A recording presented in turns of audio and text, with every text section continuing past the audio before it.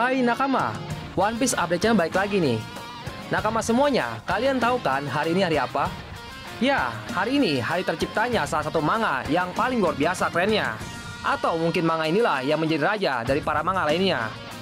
Karena keseruan ceritanya yang diramu dengan karakter-karakter yang sangat luar biasa kerennya dan sangat banyak jumlahnya, sehingga tercipta jalan cerita yang sangat seru, bukan kaleng-kaleng. Semua ini berkat sang kreator yang sangat amat luar biasa jeniusnya, yaitu Eiichiro Oda. Mari sama-sama kita ucapkan Otanjobi Ometetou gozaimasu. Selamat ulang tahun yang ke-23 untuk One Piece. Semoga ceritanya makin seru lagi. Dan jangan cepet-cepet tamat ya. Oh iya nakama, pada hari spesial ulang tahunnya One Piece yang ke-23 ini, admin akan coba membahas semua tentang bajak laut topi jerami dari awal manga sampai chapter terbaru. Semoga kalian suka ya, karena pasti akan panjang sekali.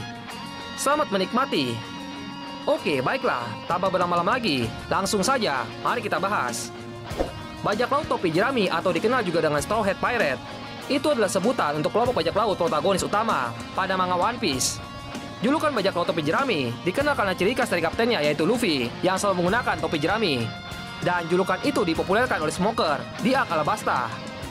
Bajak laut ini diisi oleh Monkey D. Luffy sebagai kaptennya, Roronoa Zoro sebagai pendekar pedang atau First Mate, Nami sebagai navigator, Usopp sebagai Sogeking atau penembak jitu, Tony Chopper sebagai dokter, Nico Robin sebagai arkeolog yang menerjemahkan bahasa kuno, Franky sebagai teknisi kapal, Brook sebagai musisi, dan Jinbei sebagai nakoda. Kita mulai saja dari kaptennya. Monkey D. Luffy adalah kapten dari kelompok bajak laut ini, dan ialah karakter protagonis utama. Luffy merupakan seorang bocah laki-laki, cucu dari pahlawan angkatan laut, dan anak dari kriminal yang paling dicari di dunia. Ia adalah pemakan buah iblis Gomu Gomu no Mi yang sangat ambisius ingin menggapai impiannya menjadi raja bajak laut. Sejak kecil, Luffy sudah dilatih dengan keras oleh kakeknya bersama saudaranya Ace dan Sabo. Luffy ini orangnya sangat polos, baik, pantang menyerah, jenius dalam pertarungan, sangat memegang janjinya, dan super baik kepada teman-temannya. Dan yang paling penting, dia ini konyol orangnya. Mungkin jika di dunia nyata, sangat seru sekali berteman dengan si Luffy ini. Impian Luffy untuk menjadi raja bajak laut itu bermula karena Luffy kecil yang masih polos bergaul dengan kelompok bajak laut Akagami no Shanks. Dan secara tidak langsung, Luffy mengidolakan sosok Shanks. Apalagi setelah apa yang dilewatkan bersama Shanks, ia melihat sendiri kepribadian kerennya Shanks yang rela berkorban demi temannya. Luffy yang mungkin waktu itu merasa kesepian, sangatlah terhibur dengan kehadiran Shanks dan teman-temannya. Lalu penyebab Luffy menjadi pengguna buah iblis itu karena ia tidak sengaja memakan buah iblis yang baru saja didapatkan oleh kelompok bajak laut Akagami. Sungguh konyol sekali kejadian itu. Mungkin nakama bisa langsung cek di chapter ke-1.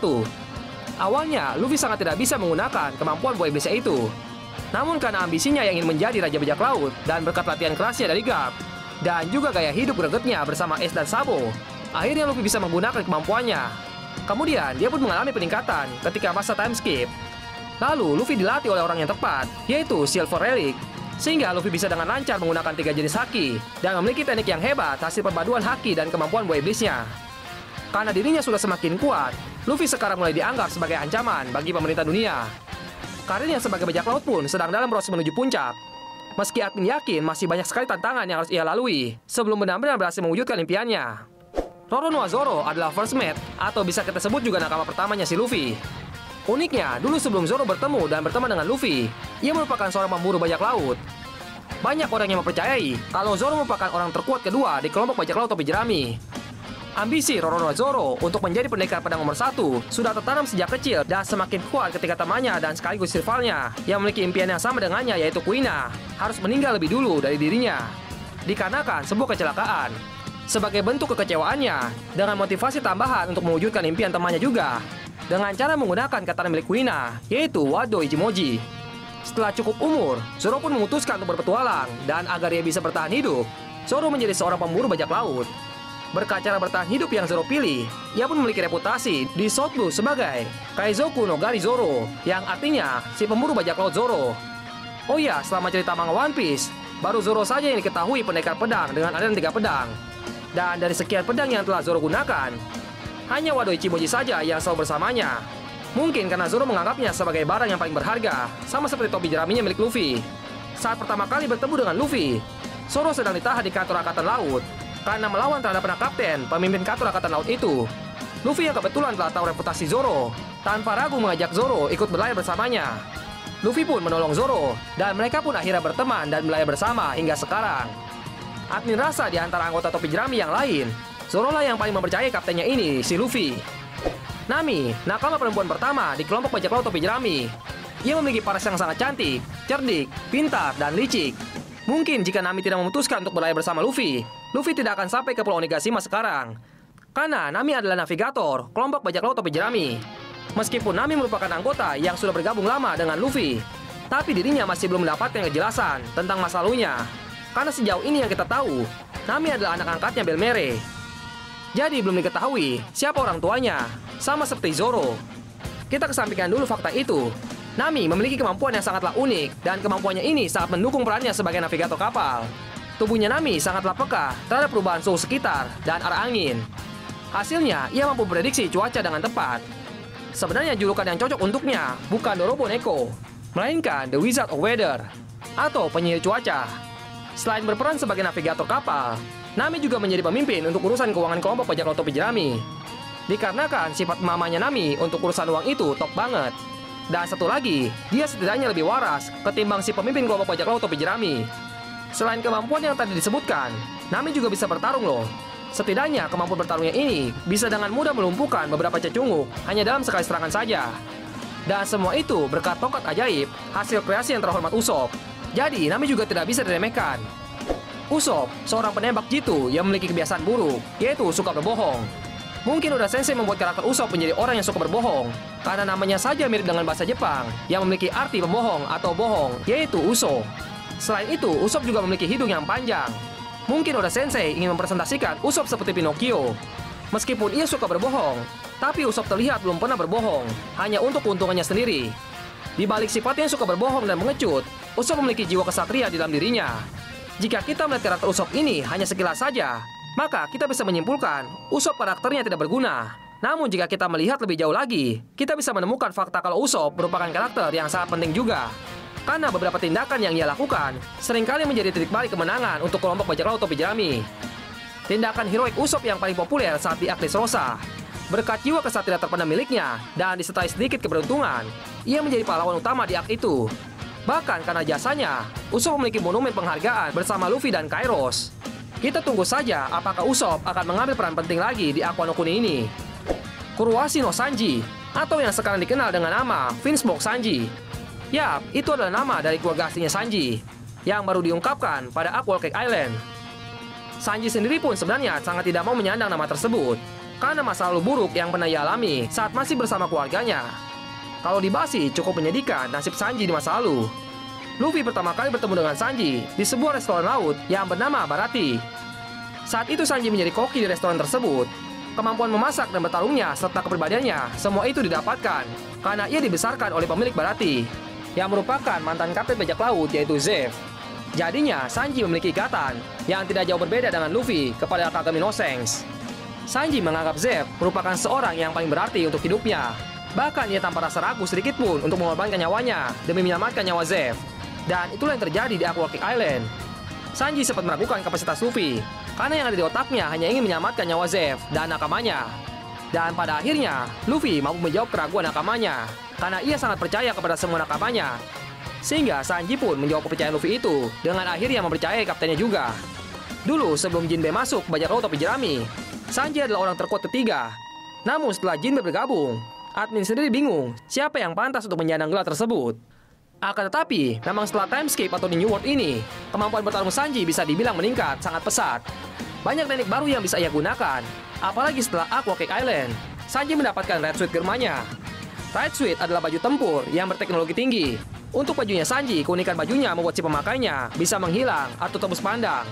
So, jika si Sanji ini bisa memaksimalkannya, maka sudah dapat dipastikan ia akan semakin tangguh saja. Mereka berempat adalah nakama Luffy yang membantunya sejak dari South Blue. Dan ketika genap di chapter ke-100, kelompok bajak laut topi jerami yang saat itu masih diisi 5 orang saja melakukan perayaan. Karena mereka akan mengarungi lautan yang lebih ganas lagi dan sadar akan menghadapi musuh-musuh yang jauh lebih kuat lagi. Mereka sama-sama telah mengungkapkan impian masing-masing. Luffy impiannya ingin menjadi raja bajak laut. Zoro impiannya ingin menjadi pendekar pedang nomor 1 di dunia. Nami impiannya ingin menggambarkan map seluruh dunia. Sanji impiannya ingin menemukan All Blue. Dan Usop impiannya ingin menjadi kesatria yang gagah berani di lautan. Kemudian mereka melanjutkan perjalanannya setelah berhasil melewati Reverse Mountain. Dan itu titik dimulainya perjalanan baru mereka di Greenland. Di Reserve Mountain, mereka bertemu dengan Laboon dan Crocus yang merupakan mantan anggota kelompok Raja Bajak Laut Goldie Roger. Setelah singgah dan Luffy membangun ikatan dengan Laboon, mereka melanjutkan petualangannya lagi dan bertemu dengan seorang putri yang bernama Vivi. Vivi sebenarnya masih dianggap nakama oleh anggota Bajak Laut Topi Jerami karena mereka telah melalui petualangan yang seru dan bersama-sama menghadapi musuh yang waktu itu hampir mustahil dikalahkan. Bajak Laut Topi Jerami membantu Vivi untuk mengusir penjajah yang menjajah kerajaannya Vivi, yaitu Sir Crocodile beserta anak buahnya. Dan pada pertarungan ini, anggota kelompok Bajak Laut Topi Jerami juga telah bertambah dengan bergabungnya Chopper. Chopper merupakan seekor rusa yang memakan buah iblis tipe zoan, yaitu Hito Itonomi. Buah iblis yang Chopper makan ini memberikannya kemampuan untuk merubah dirinya menjadi manusia, sehingga ia memiliki bentuk hybrid setengah manusia dan setengah hewan. Karena bentuknya yang berbeda itu, Chopper diasingkan oleh kawannya dan penduduk karena dianggap monster. Akan tetapi ada seseorang yang mau merawat dan menjadikannya teman, yaitu Dr. Hiruluk. Nah, hubungan Chopper dengan dokter ini sama seperti Sanji dan Luffy. Tragisnya, Chopper harus kehilangan idolanya ini karena ia harus meninggal dikarenakan mengidap penyakit. Dan mulai saat itulah Chopper memiliki impian untuk menjadi dokter yang bisa menyembuhkan segala macam penyakit. Ia pun dibimbing oleh Dr. Rin atau dikenal juga Dr. Kureha. Chopper pun mulai belajar tentang ilmu kedokteran. Dan inilah awal mula Chopper bertemu dengan kelompok Bajak Laut Topi Jerami yang saat itu berisikan Luffy, Zoro, Nami, Usopp dan Sanji, dan juga Vivi. Karena Nami yang mengalami sakit yang sangat mengkhawatirkan, dan saat itu di kapal Bajak Laut Topi Jerami tidak ada seorang pun yang memahami tentang dunia medis. Kemudian, tanpa pikir panjang, mereka berniat singgah ke pulau terdekat, yaitu Pulau Drum, tempat tinggalnya Chopper. Kalau kalian mau melihat yang lucu-lucu, mungkin bisa lihat chapter di mana Luffy yang panik karena Nami sakit dan bingung mau ngapain. Kejadian ini ada di chapter 130. Setelah sampai ke pulaunya Chopper, Nami segera dirawat oleh Dr. Kureha dan Chopper. Setelah Nami sembuh dan ketika Bajak Laut Topi Jerami ingin melanjutkan petualangannya, Luffy sempat mengajak Chopper untuk menjadi dokter di kapalnya. Itu semua atas dasar karena Luffy tidak ingin nakamannya sakit. Dan seperti biasa, Luffy hanya memutuskan secara sepihak saja. Tapi Chopper mengiyakannya karena Chopper merasa telah dibantu oleh si Luffy yang menghajar Wapol. Chopper sekarang sudah berbeda dengan Chopper yang dulu. Ia jauh lebih kuat serta kemampuannya sebagai dokter sudah boleh dibilang sangat hebat. Karena pada manga chapter ke-950, Chopper telah berhasil membuat antivirus yang menyelamatkan Luffy serta para samurai. Meskipun kemampuannya sudah tidak bisa diremehkan, nilai bounty Chopper hanya 100 berry saja. Praktisnya, Chopper menjadi anggota dengan bounty terendah. Setelah merekrut Chopper, barulah mereka yang sekarang berjumlah 7 orang melanjutkan petualangannya ke Alabasta. Di Ak Alabasta ini, Bajak Laut Topi Jerami harus rela meninggalkan Vivi, dan sebagai gantinya, Nico Robin menjadi nakama baru Bajak Laut Topi Jerami. Pada saat Ak Alabasta ini, Luffy untuk kedua kalinya berhadapan dengan pengguna buah iblis Psipologia. Oh iya, ngomong-ngomong tentang Robin, kalau admin tidak salah ingat, di Ak ini, Robin sama sekali tidak menyerang Bajak Laut Topi Jerami dan malah membantu Luffy yang waktu itu dikalahkan oleh Crocodile. Padahal statusnya waktu itu masih musuh dari kelompok Bajak Laut Topi Jerami. Kemudian saat pertempuran terakhir, Luffy yang merasa berhutang budi kepada Robin membalasnya dengan menyelamatkan nyawa Robin juga. Padahal waktu itu Robin sudah hopeless dan ingin mengakhiri hidupnya saja. Mengenai kejadian itu, mungkin alasan yang paling masuk akal adalah Robin sepertinya sudah sedikit mengetahui tentang Luffy dan ia mengikuti instingnya untuk menyelamatkan Luffy yang waktu itu kalah dan hampir mati. Dan karena keputusan instingnya itu, Luffy sebagai orang yang suka berbuat baik kepada orang yang pernah berbuat baik kepadanya, langsung membalasnya. Karena kejadian balas-membalas kebaikan antara Robin dengan Luffy, Robin yang waktu itu sudah tidak memiliki rekan memutuskan untuk bergabung dengan Bajak Laut Topi Jerami. Ternyata insting Robin yang tertarik dengan Luffy dan ingin mengikuti petualangannya itu benar. Nico Robin yang memiliki masa lalu yang kelam sekarang berhasil melewatinya dengan menemukan nakama sesuai dengan doanya Jaguar The Soul sebelum ia meninggal. Saat ini, perannya Nico Robin di kelompok Bajak Laut Topi Jerami sangatlah penting. Karena hanya dialah yang bisa menuntun Luffy ke puncak dan menyandang gelar Raja Bajak Laut suatu saat nanti. Bergabungnya Robin bersama Bajak Laut Topi Jerami sebenarnya dipenuhi drama. Karena Robin merupakan orang yang paling dicari oleh pemerintah dunia. Dikarenakan ia memiliki kemampuan untuk membaca tulisan yang tertera di poneglyph. Karena ikatan pertemanan mereka sangatlah kuat, kelompok Bajak Laut Topi Jerami memutuskan untuk melawan pemerintah dunia. Kemudian saat pertarungan mereka berada di Arkenis Lobby, lagi-lagi kelompok Bajak Laut Topi Jerami dihadapkan dengan musuh yang sangat kuat. Namun ambisi mereka, keyakinan dan keteguhan hati mereka yang ingin menyelamatkan nakamanya mampu melipat gandakan kekuatan mereka sehingga bisa mengalahkan musuhnya. ini adalah salah satu rangkaian arc terbaik yang pernah ada di manga One Piece. Karena ada sedih dan bahagianya. Setelah bahagia berhasil menyelamatkan Robin, mereka harus menelan pil pahit karena kapal yang selama ini mereka gunakan untuk berpetualang sudah tidak bisa digunakan lagi. Yap, ini merupakan salah satu momen tersedih selama manga One Piece berjalan. Kepergian Going Merry-Go selama tinggal salah satu kapal terhebat. Akan tetapi, ada momen bahagia lain di balik kisah sedih Merry, yaitu kelompok bajak laut topi jerami mendapatkan dua nakama baru, Franky dan Thousand Sunny. Franky nakama ketujuh yang berperan sebagai teknisi kapal akan membuat kejadian yang terjadi pada Going Merry-Go tidak akan terjadi lagi. Hampir sama seperti Robin, awalnya Franky diperkenalkan sebagai antagonis di Aquater 7 karena ia mencuri uang bajak laut topi jerami dan juga menghajar Usopp. Ternyata uang yang dicuri Franky ini ia gunakan untuk membeli kayu Adam yang merupakan kayu terkuat di dunia dan paling langka. Awalnya Franky yang mengidolakan Tom ingin menyimpan kayu itu untuk membuat kapal impiannya dan akan memperbolehkan orang yang ia anggap layak untuk berlayar dengan kapal buatannya itu. Akan tetapi, ketika ia lebih mengenal bajak laut topi jerami dan ikut bertempur bersama, Franky pun kagum dan dengan sukarela menggunakan kayu yang secara tidak langsung milik bajak laut topi jerami untuk dibuat menjadi kapal yang akan digunakan oleh bajak laut topi jerami juga sebagai ucapan terima kasihnya. Setelah kapalnya berhasil dibuat, Franky dengan sengaja tidak mau menunjukkan diri di hadapan Luffy dan yang lainnya. Karena ia sadar, ia mau ikut berpetualang dengan Luffy. Tapi Franky juga sadar kalau ia merupakan ketua dari keluarga Franky, tidak bisa meninggalkan anggotanya. Maka dari itu, Franky yang sedang dalam kondisi dilema memutuskan untuk tidak datang ke perpisahan bajak laut topi jerami. Dan seperti biasa, Luffy yang keras kepala ini memaksa Franky untuk ikut bersamanya. Pada akhirnya pun, Franky mau ikut setelah anak buahnya pun meyakinkannya. Dan Iceberg berjanji akan bertanggung jawab mengurus anak buahnya. Yap, sejak saat itulah, petualangan Cyborg Franky bersama bajak laut topi jerami beserta kapal impiannya mengarungi lautan dunia pun dimulai. Setelah menjauhi Water 7, ujian pertama untuk Thousand Sunny pun langsung tersedia, yaitu menghindar dari serangan mautnya Monkey the Guard. Dan Sunny juga langsung menunjukkan kebolehannya dengan fitur Cop the Boss-nya. Sunny bisa terbang sejauh 1 km, hasilnya pun mereka berhasil lolos. Petualangan selanjutnya bajak laut topi jerami berada di Arc Tiller Bark, di mana Arc Luffy bertemu dengan Brook, seorang bajak laut yang memakan buah iblis Yomi Yomi Nomi. Buah iblis ini membuat penggunanya bisa hidup lagi dari kematian. Dan syarat untuk kemampuannya bisa aktif adalah ya dengan mati terlebih dahulu. Dengan kata lain, Brook sekarang adalah mayat hidup. Satu lagi karakter kocak yang bergabung dengan bajak laut topi jerami, sama seperti yang lain. Alasan Brook bergabung karena ingin membalas budi, dan juga ia merasa harus menghormati Luffy, meskipun umurnya Brook sudah setara dengan kakeknya Luffy. Oh iya, selain karena ia menghormati Luffy, Brook memiliki alasan lain bergabung dengan bajak laut topi jerami, yaitu karena ia ingin bertemu dengan Labun. Brook ternyata memiliki ikatan dengan Labun. Dan kalau kalian ingat, si Labun menjadi penjaga Reverse Mountain karena menunggu sekelompok bajak laut. Dan bajak laut yang ia tunggu itu adalah bajak lautnya Brook yang bernama bajak laut Rumba. Jadi secara tidak langsung, mereka memiliki ikatan, sama-sama memiliki janji dengan Labun. Selain sebagai pemusik, Brook merupakan pendekar pedang, dan kemampuan berpedangnya setidaknya setara dengan Wakil Admiral Angkatan Laut, apalagi setelah time skip. Sudah kita ketahui, semua anggota bajak laut topi jerami mengupgrade diri mereka agar kejadian pahit itu tidak terulang lagi. Pada Aqua Cake Island, Brook menunjukkan hasil upgradingnya. Ia sempat menahan Big Mom dan berhasil mengcopy tulisan Poneglyph yang kalau tidak salah Road Poneglyph. Keren kan kemampuan si Brook ini? Lanjut sedikit di Arc Tiller Bark. Setelah pertempuran sengit dengan bajak laut Gecko Moria, kelompok bajak laut topi jerami menghadapi ancaman besar lainnya. Dikarenakan saat itu Kuma datang dan ingin membawa Luffy. Akan tetapi, ada Roronoa Zoro hadir sebagai pelindung kaptennya waktu itu dengan membuat kesepakatan.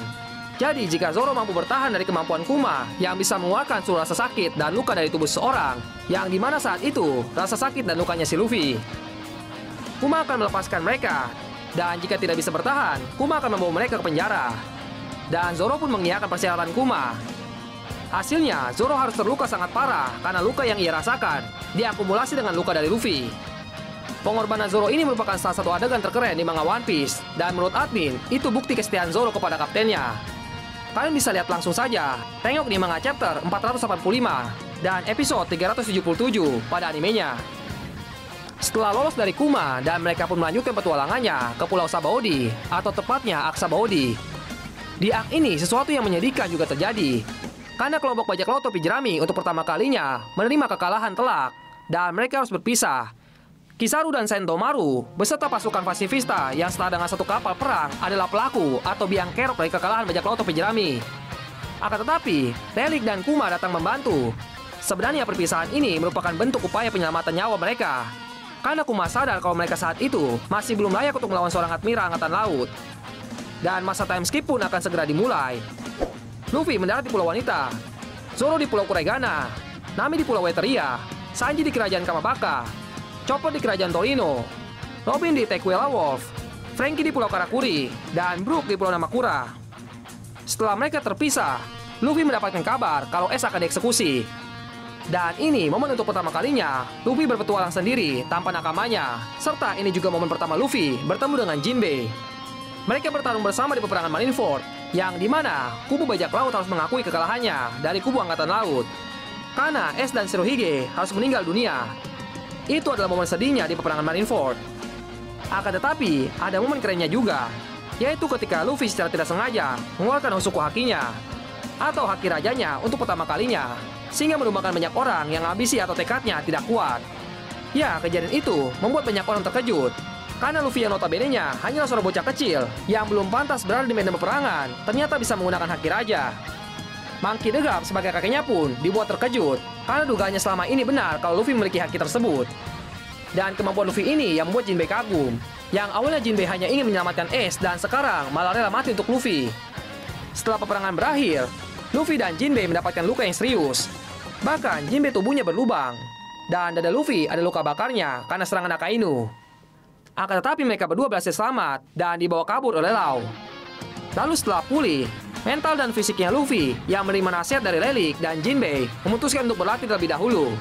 Dan Luffy pun menyebarkan pesan kepada nakamanya. Momen tersebut yang dikenal sebagai 3D2Y, yang artinya pertempuran mereka yang awal mulanya 3 hari diganti menjadi 2 tahun. Dan pesan itu langsung menyebar ke seluruh penjuru dunia. Para anggota bajak laut topi jerami langsung paham maksudnya Luffy. Kalau Luffy mau mereka semua berlatih dan baru bertemu setelah 2 tahun kemudian. Luffy pun memulai latihannya bersama Lelik dan mempelajari banyak hal. Hingga hasilnya ia sekarang memiliki nilai bounty 1,5 miliar. Dan dia juga dijuluki Kaisar Laut. Setelah mereka semua menyelesaikan masa time skip, mereka berkumpul kembali di Pulau Sabaody dan melanjutkan perjalanannya ke Pulau Manusia Ikan. Di Pulau Manusia Ikan, Luffy bertemu dengan Jinbei dan terlibat masalah internal pulau. Lalu dia berkenalan dengan senjata kuno atau ancient weapon, yaitu Putri Shirahoshi.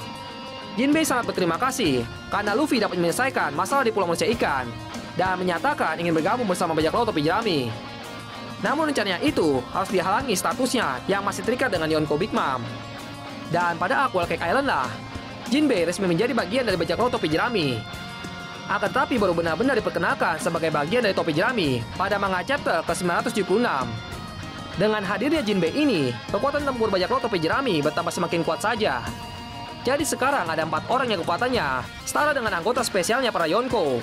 Dan mungkin saja Luffy sekarang bisa sedikit berada di atas level itu, namun masih di bawah para Yonko.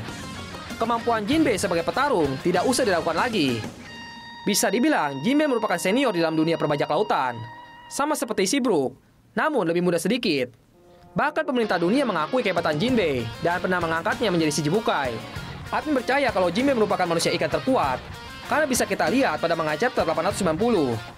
Jinbei mampu memanfaatkan air laut dan hakinya, kemudian melancarkan serangan telak yang mampu mementalkan Big Mom. Jadi kekuatan Jinbei tidak bisa kita remehkan. Sekarang semua anggota bajak laut topi jerami telah berkumpul dan akan menghadapi tantangan besar, yaitu melawan aliansi Yonko. Akan tetapi, mereka juga memiliki aliansi yang kuat juga. Apalagi sekarang, Yamato anaknya Kaido sudah hampir pasti ikut membantu mereka. Dan belum lagi, keberuntungan apa lagi yang akan hadir menguntungkan Luffy dan kawan-kawannya. Admin sangat berharap kalau nantinya Straw Hat Grand Fleet akan hadir membantu.